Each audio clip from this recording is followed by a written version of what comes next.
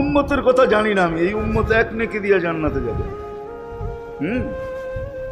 নবীর একটা আদর্শের কারণে জান্নাতে যাবে। সিরত মানি আদর্শ, আর এটা আমরা কদমে কদমে মুহতাজ।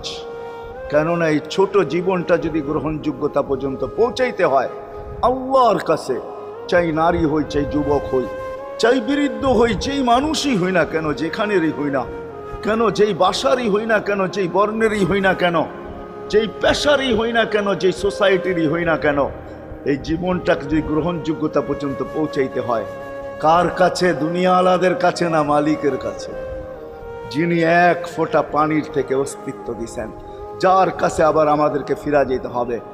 পালানের কোনো সুযোগ নাই। এই জন্যই কোরআন আমাদেরকে বোঝায় আইনাল মাফার। আল্লাহ বলতেছে কোথায় ভাগবে তুমি, বলো কোথায় ভাগবে? কবির কথাই সত্য, যদিও নাকি পালাও তুমি।